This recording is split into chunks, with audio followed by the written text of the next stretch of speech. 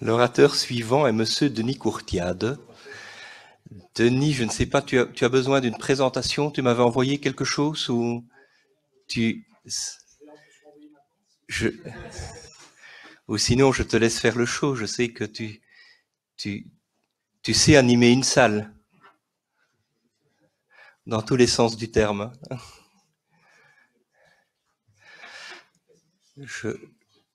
Je crois que ce n'est pas la peine de présenter Monsieur Denis Courtiade. Monsieur Denis Courtiade est donc responsable du restaurant Alain Ducasse au Plaza Athénée. Il a été élu il y a peu de temps le meilleur directeur de salle au monde. Et donc, il va aujourd'hui animer une salle de conférence avec le même brio qu'il sait animer une salle de restaurant. Donc, c'est un honneur pour nous d'accueillir Monsieur Denis Courtiade.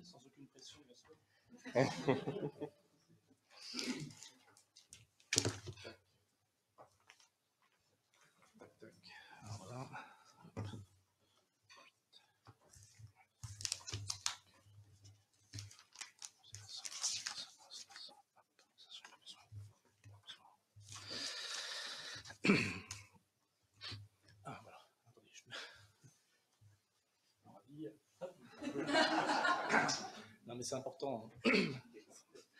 Bon. Oui, la mise en place, oui. Exactement. Merci.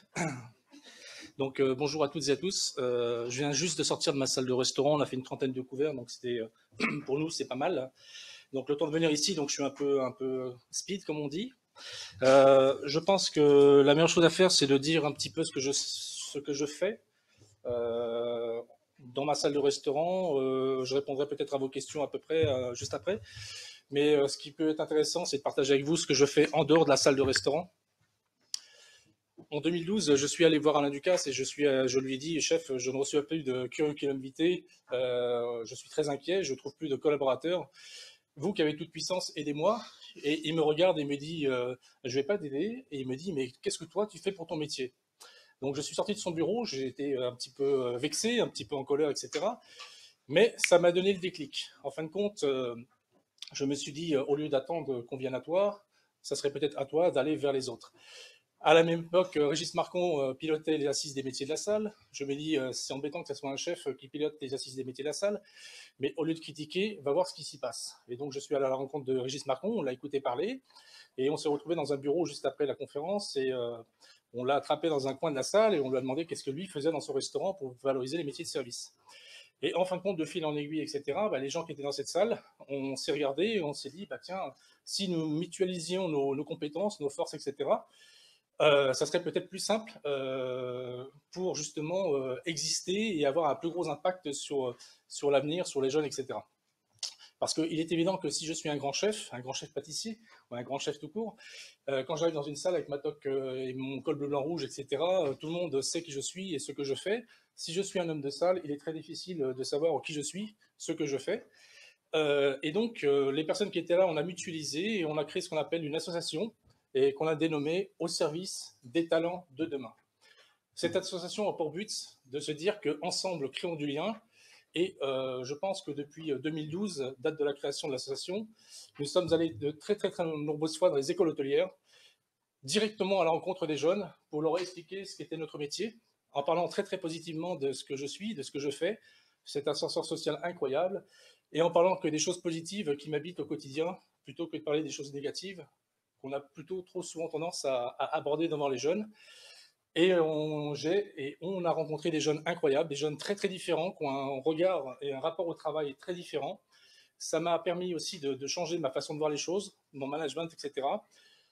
Et je pense que depuis 2012, on a réussi à aller dans de très nombreuses écoles, que ce soit à Paris, que ce soit à l'étranger, que ce soit en province. Et on a rencontré des enseignants formidables, des enseignants qui sont pris dans un projet d'école. C'est-à-dire que quand ils font des choses incroyables, on ne parle pas souvent d'eux, on parle souvent de l'école. Et ça crée souvent des frustrations. Et le fait d'arriver face à eux en one-to-one et avec les réseaux sociaux que nous avons avec au service, on a réussi à mettre en avant ces enseignants et à faire des travaux avec eux. Donc cette association maintenant qui a pris, je dirais, l'espace, a un site internet, et sur le site internet, on poste des offres d'emploi de façon gratuite. On a créé un réseau international avec des ambassadeurs, c'est-à-dire que si je veux travailler au Caire, comment je fais?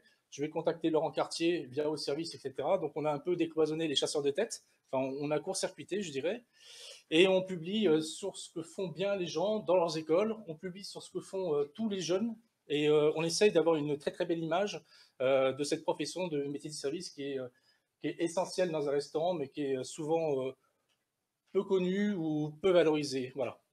Donc l'association au service qui a été créée a pour but de valoriser et surtout de transmettre notre profession au plus grand nombre, aux jeunes qui sont différents et qui nous apportent beaucoup. Ça ne suffisait pas à ce travail de valorisation, ce travail de projection. Nous avons créé une deuxième association qui s'appelle Service à la Française et qui a créé un trophée qui s'appelle le Trophée du maître d'hôtel.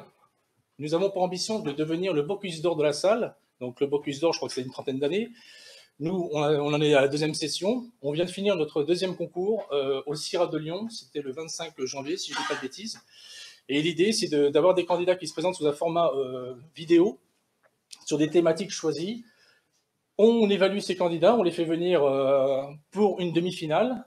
On les évalue encore une fois sur des techniques, sur des conférences, enfin pas des conférences, mais pas des débats, mais des échanges. Voilà, comme si on était des clients et eux des membres du personnel, et on échange de façon très ouverte et on rebondit sur ce qu'ils disent. Voilà, c'est un concours qui n'est pas du tout piégeux, un concours qui fait en sorte que la personne se livre totalement. Et voilà, et sur les 12 candidats en demi-finale, on en récupère 6 pour la finale. Et la finale, on fait une finale au CIRA de Lyon, pardon. On a la chance d'avoir un espace assez incroyable qu'on a utilisé pendant 4 heures. Et les candidats sur différents concours expriment leur talent. Et en fin de compte, ce concours, c'est une vitrine de promotion à la profession, et à la fois les médias sont très intéressés par ceci. Donc, on a réussi à comprendre ce qui pouvait intéresser les médias pour parler de notre profession. Un, la transmission, et un, les concours. C'est ce qu'on a fait avec ces deux associations. On a la chance aussi d'être accompagné par un magazine qui s'appelle Un œil en salle, qui est piloté par Hélène Binet, qui reprend beaucoup les informations de nos actions. On a aussi Laurent Delporte, qui aussi accompagne nos actions. Quand je vais dans une école hôtelière, l'idée, c'est de pas y aller une fois, de faire le zazou, et puis de repartir, et puis de me dire que c'est terminé. C'est à chaque fois que je vais dans une école hôtelière, j'essaye d'avoir un enseignant référent et de garder ce lien le plus longtemps possible sur des thématiques très très différentes. Et avec Corinne Lacman, qui est une enseignante qui est à Poligny, au lycée Hyacinthe Friand, que j'ai rencontré en 2007, on a créé un concours qu'on a depuis baptisé le concours au service, mais c'est un concours qui se voulait être de redéfinir l'ADN du maître d'hôtel contemporain. Au quotidien, dans mon parcours professionnel, il y avait plein de thématiques qui ont été abordées. Tout à l'heure, on en entendait quelques-unes avec monsieur. En 2008, on a parlé du maître d'hôtel de demain. Quelles seraient ses nouvelles compétences? En 2009, on a abordé, oui, l'harmonie à 4 mains dans la relation entre la cuisine et la salle, qui est un vrai sujet. En 2010, on parle beaucoup de théâtralisation dans ce métier de service. On se dit, on va vraiment aborder le sujet pour voir s'il y a vraiment un parallèle à faire. Et donc, on a appelé cette thématique la théâtralisation des métiers de service, de la scène à la salle. Et on s'est aperçu que le vocabulaire, l'environnement était très, très semblable, très, très similaire. Donc, c'était très intéressant de le faire. En 2011, vous en parliez tout à l'heure, l'enchantement du client passe avant tout par l'enchantement du collaborateur. En 2012, on a fait une thématique sur le savoir-dire, avoir toujours le mot juste, parce que trop souvent, on entend bon appétit, bonne continuation, etc., etc. Donc, on a fait un travail là-dessus pour expliquer moins on parle, mieux c'est, en fin de compte. Voilà. En 2013, l'identité professionnelle, l'importance de travailler pour se réaliser. Mon hôtel a fermé pendant 11 mois. Pendant 11 mois, je n'avais plus de contact client. Je ne servais plus à rien. Les clients ne me contactaient plus. Donc, ce qu'on a voulu exprimer par là, c'est de faire comprendre aux jeunes qu'il est important de travailler pour se réaliser, pour qu'ensuite, socialement, on puisse exister, se réaliser et avancer. Les jeunes ont plutôt tendance à croire un peu l'inverse, que socialement, je suis qui je vais bien, et accessoirement, j'irai travailler. Donc, on a voulu leur faire comprendre. 2014, l'uniforme, être et mieux paraître, l'uniforme est un filtre. Trop souvent, on m'a dit, tu laisses ta vie privée au vestiaire, tu passes l'uniforme et tu deviens la personne que je veux que tu sois. Et moi, cette phrase-là ne résonnait pas dans ma tête. Et les jeunes, vous les changez pas. Ils sont comme ils sont. C'est pas parce que vous allez leur mettre un uniforme qu'ils vont devenir comme vous souhaiteriez qu'ils soient. Donc, on a fait un gros travail là-dessus pour leur expliquer que cet uniforme était un filtre et aucunement une envie de annihiler ce qu'ils étaient, de les transformer. Mais ça leur donnait aussi l'opportunité d'avoir 18 ans, 20 ans, de passer un uniforme et de devenir tout de suite une grande personne dans éventuellement une grande équipe dans un grand restaurant. Donc, ça avait beaucoup d'avantages. En 2015, on a fait un travail sur I am because we are, l'esprit d'équipe. J'ai beaucoup de difficultés à dire nous sommes une équipe, parce qu'en fin de compte, j'ai un peu peur de ce terme-là. On m'a fait faire trop de choses en me faisant croire que nous étions une équipe. Je pense que nous sommes une somme d'individus travaillant dans un collectif, mais une chose essentielle, à mon sens, c'est l'esprit d'équipe. L'esprit d'équipe qui doit être porté par le manager. Et donc, on a fait un travail là-dessus.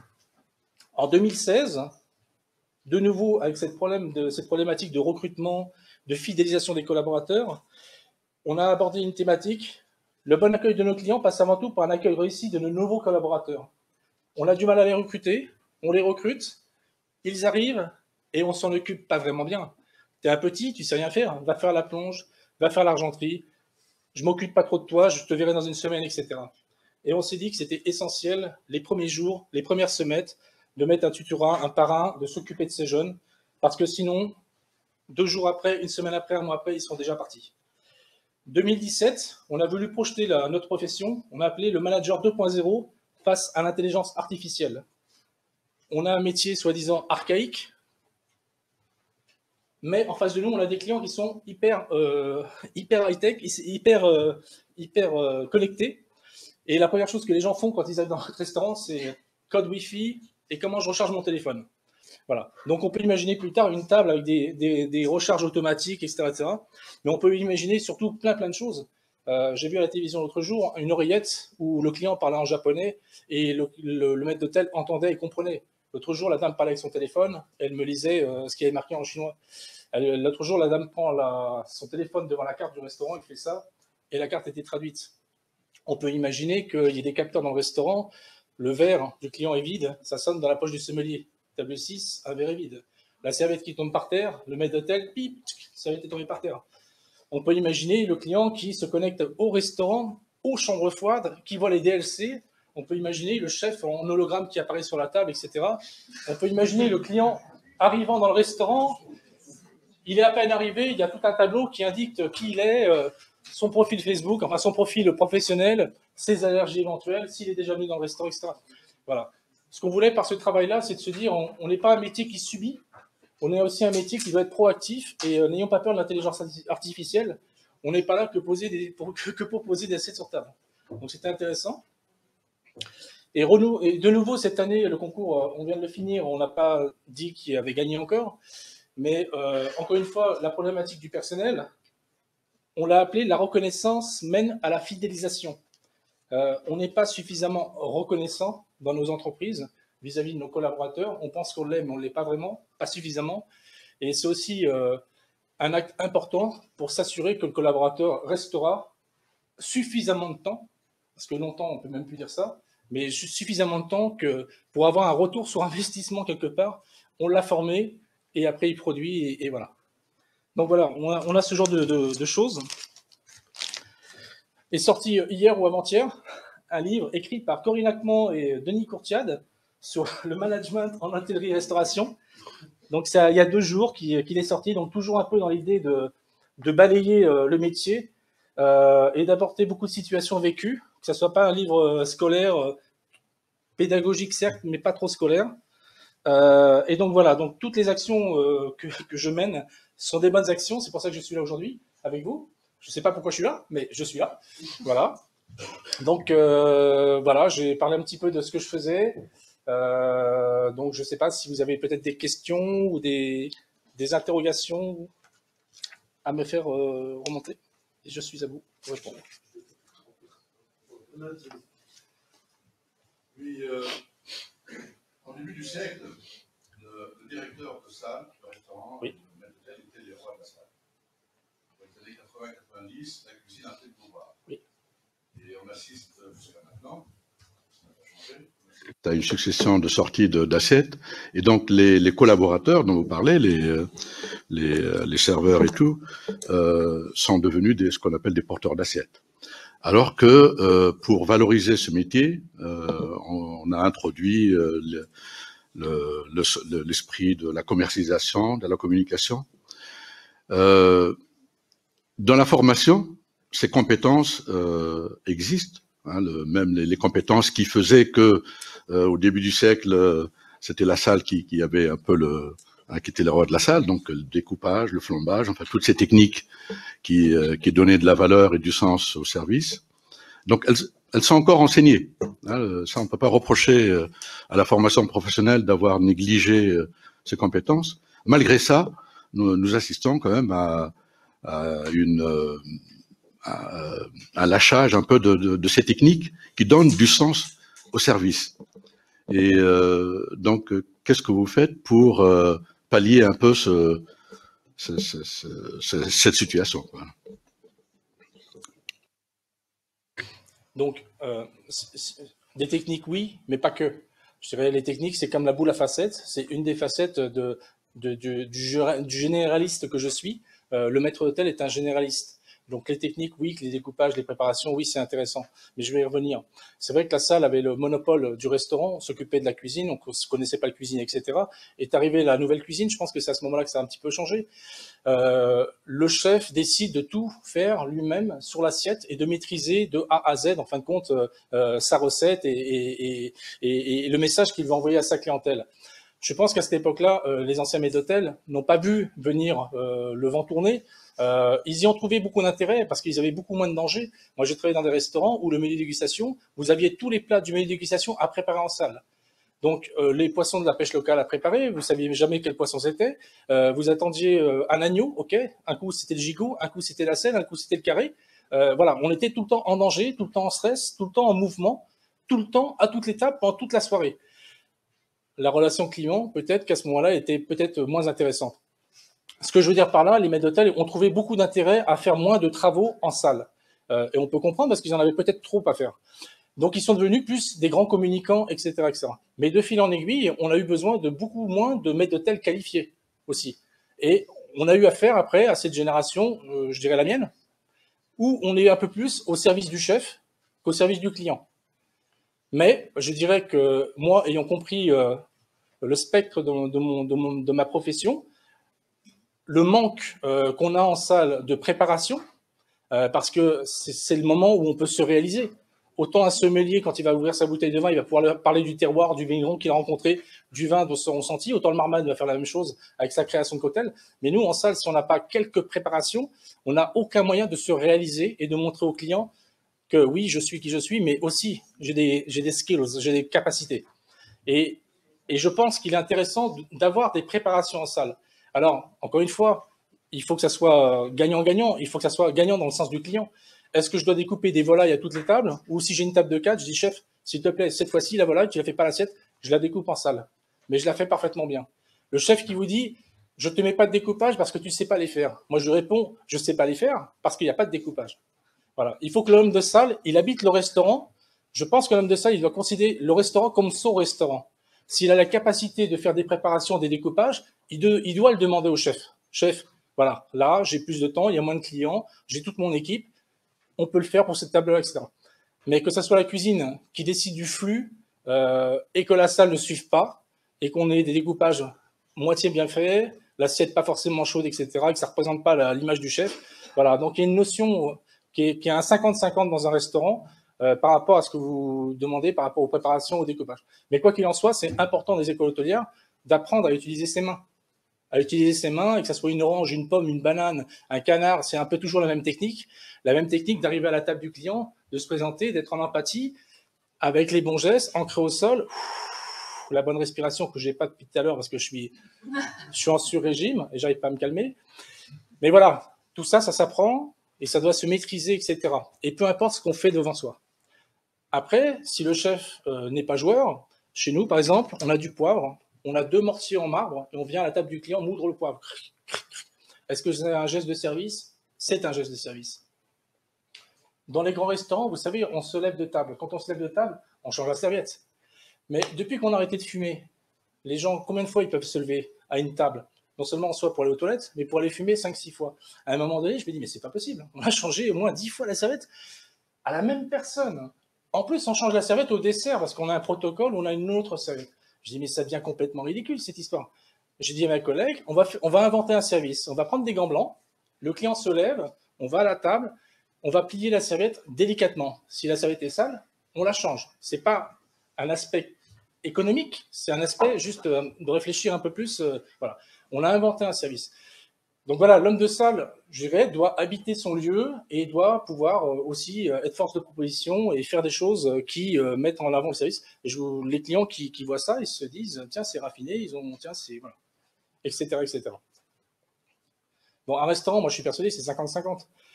À partir du moment où il y en a un qui a pris le dessus sur l'autre, c'est au détriment du client. Donc voilà, moi, je pourrais vous parler d'un restaurant idéal, mais j'ai pas assez de temps pour le faire ici. Mais voilà. Non, mais le restaurant idéal, c'est le chef, il fait sa recette. Mais la recette, elle est prête à 95%. Il a fait goûter à son maître d'hôtel. Le maître d'hôtel, il va goûter la recette. Il va dire, toi, ta feuille de chou, je l'ai mâchée 5 fois. C'est chiant. Tu veux pas la couper en deux, tu vois. Et regarde, tu as mis la sauce là-bas, je ne l'ai pas vue, machin, tu vois. Et le chef, il entend ce que vous dites, il entend ce que dit le maître d'hôtel. Il prend ça en considération.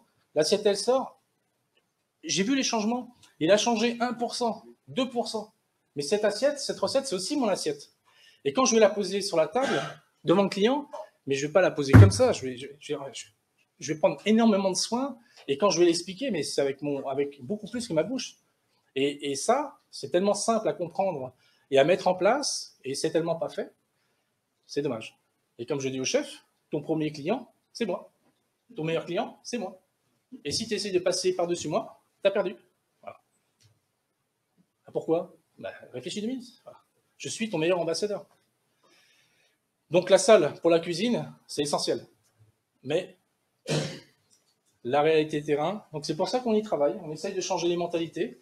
On essaye de changer un petit peu tout ça. Voilà. Oui. 2 questions. J'ai un commentaire et une question et j'aimerais avoir votre retour dessus. Le premier, c'est qu'est-ce que vous pensez de la valorisation des carrières dans les métiers de service en France? Et surtout en France, par rapport à, je suis certain que vous voyagez de temps en temps sur des ouvertures du groupe avec Alain Ducasse, et cette non-reconnaissance des métiers de service spécifiquement en France. Et puis, deuxièmement, ma question, l'impact de la coupure dans votre métier. Non, mais la coupure, soyons réalistes. Non, mais j'ai trois enfants, j'ai 21, 19, 18. J'ai 52 ans. Et j'ai la chance, dans mon restaurant, on fait que 2 déjeuners, le jeudi, vendredi, et 5 dîners. Ce qui veut dire que le jeudi, vendredi, j'ai la coupure. Mais c'est vrai que quand, à 18h, il faut se remettre en scène, il faut se repréparer et repartir, alors qu'on a déjà fait un bon bout de journée et qu'on va enclencher la même chose après, sincèrement, la coupure, je dirais physiquement, pour ceux qui sont sur le terrain, c'est quand même super dur. Alors quand on est jeune, on n'y réfléchit pas. Nous, on ne réfléchit pas, on faisait ce qu'on nous demandait de faire. Mais les jeunes qui réfléchissent à ça, c'est un vrai sujet. Et ne pas l'aborder, ça serait se tromper parce que faire 2 journées dans une journée, nous on travaillait 14-16 heures par jour, on trouvait ça normal et on était payé, voilà. Mais les jeunes, on va pas leur faire à l'envers, etc. Donc la coupure, qui était ritualisée, c'est un vrai sujet. Donc je sais pas si j'ai répondu. Non, mais c'est un vrai sujet. Ouais, il faut pas l'écarter parce que le Shangri-La, ils font 5 dîners, l'écrin, ils faisaient 5 dîners, bon, maintenant ils sont repartis au déjeuner. Nous, on a un compromis, c'est-à-dire qu'on a 5 dîners, 2 déjeuners, donc c'est pour attirer des collaborateurs, attirer les meilleurs collaborateurs dans l'idée, voilà. Alors le service de façon générale, le service à la française, comme je dis, quand on va à l'étranger, le service à la française, il existe dans l'imaginaire et sur le terrain aussi, puisque dans tous les grands restaurants du monde, si le chef est français et si le maître d'hôtel est français, c'est que c'est bien. C'est que c'est bien tenu. C'est une maison qui, voilà, c'est une référence. Par contre, en France, j'ai une phrase que j'aime bien dire. Quand je vais au restaurant, je suis parfois surpris d'être bien servi. Quand je vais au restaurant et qu'on me sert bien, je suis surpris. Je dis, tiens, et j'appelle le garçon, je dis, ouais, vous avez fait un bon boulot. Je donne un petit billet. Et je dis, voilà, je donne ma carte de visite aussi. Mais voilà, je suis parfois surpris d'être bien servi. On s'est habitué à être servi d'une façon assez quelconque, assez normale. Et si on se plaint, on ne sait pas ce qui va se passer après, on ne sait pas si l'assiette va revenir, etc. Donc je pense qu'il y a un vrai travail de fond à refaire, à remettre en... C'est ce qu'on essaie de faire justement pour valoriser ces métiers, pas service, servitude, serveur. J'étais à Blois l'autre jour, le gamin il se lève, il dit monsieur, quand je dis que je suis serveur, tout le monde rigole. Mais je dis, t'as vu comment tu le dis? Moi aussi je suis serveur. Allez, je m'appelle maître d'hôtel, c'est plus sexy. Voilà. Le mot serveur, t'es qu'un serveur, voilà. Mais je pense que ça doit aussi venir de la cuisine. Quand vous avez des grands chefs en face de vous qui sont dans la couverture des magazines tout le temps, partout, allez, t'es pas qu'un serveur, t'es mon... Alain Chapelle, il y a une vidéo qui est passée il n'y a pas très longtemps avec d'autres grands chefs. À un moment donné, il met l'assiette sur le plateau, il prend le plateau, il fait ça. Je dirais 5 cm, et il le tend au commis, comme ça. Alors je dis, il y a la caméra, tout ça, etc. Et puis on revoit plus tard, et pareil, il remet l'assiette sur le plateau, et il le dit pas, mais tiens petit, je t'aide à porter mon assiette. Voilà. Enfin, voilà. Je pense que ça commence aussi par là. Voilà. Que les chefs se mettent en photo avec leur maître d'hôtel, avec leurs équipes de salle, dans les magazines. Voilà, c'est tout un ensemble de choses qui... Alors bien sûr, en salle, il faut que les égos, bien sûr, en salle aussi, on a des égos comme ça. Il faut que ça soit contrôlé, il faut que ça soit faire attention. Mais je dirais que voilà, on a l'habitude de savoir se tenir normalement quand on travaille dans un restaurant vis-à-vis de nos clients, vis-à-vis de nos collaborateurs. Mais je dirais que le service à la française, comme il a existé, n'existera plus. Mais comme je me suis marqué là, il y a les JO 2024 qui arrivent. Hein, et il y a une vraie opportunité, enfin je pense, hein, même si c'est sportif, mais il y aura tellement de monde et on aura besoin d'un tel volume de serveurs, c'est pas péjoratif quand je le dis, mais de qualité en plus, il peut y avoir un cheminement dans ce sens, il me semble. Là, je me suis calmé. Et vous parliez du turnover tout à l'heure. Moi, j'ai un précepte, c'est qu'en fin de compte, ce qui m'intéresse, c'est que quand je recrute quelqu'un, c'est ce qu'il a à l'intérieur et qu'il ne sait pas encore. En fin de compte, c'est souvent la confiance. Je fais du coaching, j'ai des jeunes à l'hôtel, voilà, et souvent ce qui ressort, j'ai pas confiance en moi, etc. Donc, ce qui m'intéresse, c'est d'aller en eux et de les mettre en valeur, de les faire grandir, de les mettre un peu sur un piédestal. De temps en temps, je leur dis attention, c'est pas la vraie vie. Dehors, ils sont pas sympas. Moi, je suis gentil. Écoute-moi, etc. Donc, je les fais grandir, je les fais évoluer. Je fais sortir leur personnalité, même eux, ils se reconnaissent pas. J'accepte dans une grande diversité que tout le monde soit très différent. Donc, j'ai des programmes avec chacun, très différents les uns des autres. Et à un moment donné, pour pas subir justement le turnover, c'est moi qui le provoque. C'est qu'à un moment donné, quand j'ai décidé que la personne était prête, elle était mature, alors quand je fais ça, c'est pas la mettre à la porte, c'est l'accompagner ailleurs. Donc, Alain Ducasse, chef, vous avez une opportunité? Non. On va écouter le marché. Donc, j'ai un peu de chance avec ce qu'on fait. On a beaucoup d'informations qui reviennent. Et on fait partir les collaborateurs ailleurs. Et pour moi, c'est pas une frustration parce que ailleurs, c'est comme si je travaillais encore avec eux. On est toujours en contact, on échange. Sur le guide Michelin, sur les clients, etc., etc. Donc, c'est super intéressant, je dirais. Voilà.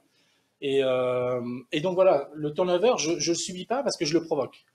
Et quand vous gardez des gens trop longtemps aussi, c'est contre-productif parce que ceux qui sont en dessous, qu'on les dents comme ça, bah, ils les ont plus parce qu'au-dessus, ça bouge pas. Il n'y a pas de promotion interne, ça bouge pas. Le manager, il est sclérosé parce qu'il a mis en place un système où tout le monde est sclérosé. Et moi, je suis ambitieux, je suis jeune, j'arrive dans ce genre de maison, je me aperçois que le maître d'hôtel, ça fait 30 ans, chef de rang 20 ans de maison, je sais que c'est mort. Donc voilà, j'arrive à créer ce genre d'énergie en déplaçant les équipes qui sont arrivées à maturité pour justement laisser la place aux autres et réadapter mon management aux futurs bras droit et bras gauche qui sont certainement différents des autres que je vais former. Voilà. Donc voilà, c'est... Mais encore une fois, je pense que ce qui est vraiment essentiel, c'est de traiter les collaborateurs comme des clients. Alors on va dire oui, mais non. Mais je dis oui parce qu'on n'a plus le choix. On n'a plus le choix et le collaborateur qui arrive tous les matins en retard, je fais quoi? Je le vire ou machin? Je dis pourquoi tu es en retard? Il me dit j'arrive pas avec mon train, mon métro. À quelle heure tu seras là? Toujours à l'heure. 9h30. Mais les autres, ils commencent à 9h. Je fais un pacte avec toi. Tu commences à 9h30 tous les matins. Mais tu n'es plus jamais en retard. Et à moi d'aller voir les autres et de leur expliquer comment je fonctionne. Et je fais des micro-pactes tout le temps avec tout le monde. Gagnant et gagnant. Et s'il y a un qui sort du cadre, je vais le recadrer. Ah, Voilà. Voilà. Et je pense qu'on n'est pas tous pareils. On n'a pas tous envie d'entendre les mêmes choses. On n'a pas tous les mêmes besoins. Il y en a, il faut que ça aille plus vite. Il y en a, il faut que ça aille moins vite. Je pense que le manager, il doit toujours être... sinon, il est tout seul. Il est comme à l'armée. C'est-à-dire que, tac, c'est autoritaire. Soumets-toi ou démets-toi. On l'a déjà entendu, ça. Donc, moi, je ne suis pas là-dessus. Je suis sur faire grandir les gens. Et j'ai envie de me dire que quand je suis là avec vous aujourd'hui, ce qui se passe dans mon restaurant, ça se passe très bien. Parce qu'ils ont les clés, ils ont tous les pouvoirs de prendre des décisions. Et ce soir, je vais revenir, je vais leur demander ce qui s'est passé, tac, tac, tac, on va affiner si besoin, etc. Voilà.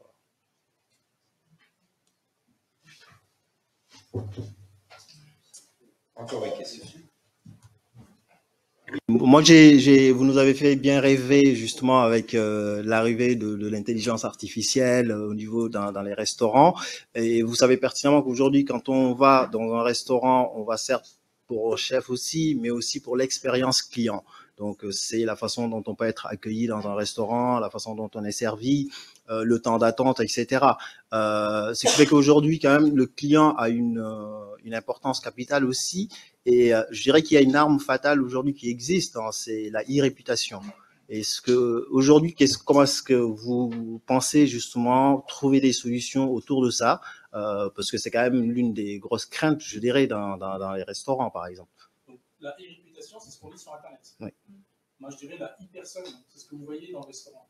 C'est-à-dire qu'à partir du moment où vous êtes, vous savez ce que vous faites, vous-même et vos équipes, dans le restaurant, à chaque instant, l'e-réputation, elle est ce qu'elle est, mais vous impactez tellement de gens pour une façon très durable que, en fin de compte, moi, je vous expliquais, on a créé un restaurant avec Alain Ducasse en 2014, on est au Plaza Athénée depuis l'an 2000. En 2014, on a tout arrêté, on est reparti à zéro. C'est un restaurant qui ne plaît pas à tout le monde. On est dans les extrêmes. Et je dirais qu'il déplaît à un plus grand nombre. Hein. Pour l'instant, c'est de moins en moins vrai parce qu'on est un restaurant très conceptuel. Il n'y a pas de viande sur la carte, il n'y a plus de nappe sur les tables, moins salé, moins sucré, moins de gras. On a un poisson grillé, on a une texture sashimi. On travaille avec de la moelle épinière d'esturgeon, de l'anémone de mer, du concombre de mer. Alors, dans la culture française, dans l'esprit français, parisienne, tout ça, c'est pas simple du tout. Mais pour autant, Alain Ducasse me dit, si les gens n'aiment pas ce restaurant, tu les envoies au Meurice. Mais dans ma tête, je me dis, si je fais ça une fois, j'ai perdu le combat. Donc, j'ai décidé que ce restaurant était mon restaurant. Et que on y allait, mais on y allait vraiment. J'ai dit à mes maîtres d'hôtel, à tous mes gens de mon équipe, vous retirez votre montre. Je disais dans les équipes, la montre, on n'a pas tous la même montre, etc. Je trouve que quand on a un bel uniforme, la montre, ça dénote. On la retire. On a fait remettre des vestes blanches au maître d'hôtel à toute l'équipe, en disant on voulait remettre des uniformes qui ressemblent à des uniformes. Parce que le maître d'hôtel, qui est plus beau qu'un client, bon, voilà. Donc je dis, ok, on a des vestes blanches, mais elles ne sortent pas du restaurant. J'ai mis une tringle à 1 mètre de la porte du restaurant. Je ne vais pas aller voir la cantine, je ne vais pas aller voir dans la rue, etc. etc. Donc on est allé au-delà peut-être de l'empreinte d'Alain Ducasse. Et en fin de compte, en faisant ça, chaque client qui arrivait, gros câlin, voilà. Voilà. Et vous n'avez pas aimé, je comprends, mais revenez. Revenez, je vous promets, je vais vous accompagner mieux la prochaine fois. Il y a quelque chose qui s'est... Je peux comprendre, mais revenez. Et ça, sincèrement, ça n'a pas de prix. Voilà. Parce qu'on dit souvent, quand on va manger au restaurant, oui, voilà, si on a été mal servi, même si c'est bon, on n'y retournera pas. Mais si c'est bien ou si j'ai pas compris, mais ils ont été tellement sympas, tellement enveloppants, tellement aussi généreux, si besoin, qu'on a envie d'y retourner. Parce que quand on va aller ailleurs, ouais, c'est bien, mais là-bas, ils étaient vraiment sympas. Voilà. Ouais, mais si t'as vu ce qu'on mangeait, c'était bizarre. Ouais, mais peut-être qu'on n'a pas compris. Laissons-les faire. Voilà. Et quand j'ai des tables de 6 costauds comme ça, 6 garçons, je leur dis, voilà, déjà, je deviens un guide, j'explique pourquoi on est arrivé là, je donne les clés de la compréhension, je ne subis pas en me disant, de toute façon, s'ils n'aiment pas, ils sont. Non. Je dis, vous allez vous aimer. Et je dis, quand on va dans un restaurant, faites confiance au maître d'hôtel. Ouais, mais la dernière fois qu'on a fait ça, on s'est. Non, faites-moi confiance, et à la fin du repas, je reviendrai vous voir. Et voilà, en expliquant que si ça ne va pas, vous me le dites, et soit je ne vous fais pas payer, mais enfin bon, non. Mais voilà, c'est l'engagement total des collaborateurs, en salle surtout. Parce qu'ils sont face. Oui, mais ce que je veux dire, ça, après l'irréputation, elle est comme elle est. Mais votre réputation, vous savez ce que vous faites dans votre restaurant.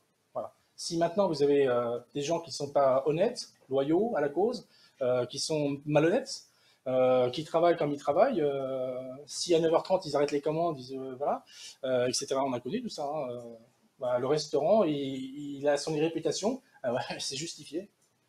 Alors que, à l'inverse, si la salle est habitée, les réputations, elle peut s'essouffler aussi. Ouais. Parce qu'il peut y avoir des messages tellement forts, le balai des serveurs était tellement magnifique que j'en ai oublié de prendre les plats en photo. C'est pas mal ça. Bah, tu lis ça, tu te dis, waouh, bien, voilà, ça me suffit, moi, ça me va. Voilà.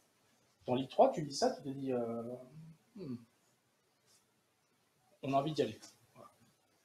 Pour compléter la question, j'imagine quand même qu'au Plaza, vous êtes obligé de monitorer oui, mais on répond. quelques commentaires. Oui, mais on répond. Lesquels, si vous ne savez pas. Oui. Non, mais voilà. Hein? Non, je parle de mauvais. Non, mais je dis pas que. Vous êtes amené à éventuellement pouvoir apporter une réponse. Ah oui, on répond à tout, mais je dis pas qu'on les lit pas. Je dis pas, au contraire, on les lit, on essaie de comprendre. Hein. Je dis pas qu'on les met à la poubelle, pas du tout. C'est très intéressant. Et moi, ce que je cherche, c'est l'élément déclencheur. Quand il y a un truc comme ça, je dis, c'est quoi l'élément déclencheur? Ah, ils ont servi de l'eau pétillante dans mon verre d'eau plate. Oui, mais dans un restaurant 3 étoiles, c'est pas normal. Ah, tu vois, on les a énervés par rapport à ça, et puis après, voilà. Non, mais on lit. Hein. Mais je dis par rapport à ce qu'on fait, nous, dans le restaurant, et après, à ce qu'on peut lire. Hein. Mais c'est très intéressant de lire. Et si on a un peu d'expérience, on sait très bien comment c'est tourné, comment c'est ciblé. Mais il faut prendre tout en considération, bien sûr. Oui. Ah, c'est parce que, voilà, je me suis mal exprimé. Mais c'est vrai qu'il faut prendre ça en considération. Oui. Ah, il y a des chefs qui disent, oh, bah, lui, c'est un avocat, poubelle. Ça, on a vu ça à la télévision. C'est un docteur, poubelle, je ne lis pas, de toute façon. On a vu ça.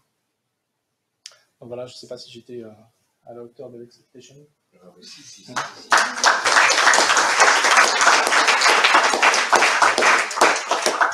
Non, bah là, j'étais en coupure en plus. Ah, la coupure, c'est dur. Hein. Ouais, non, c'est... Bah, merci de votre écoute. Merci.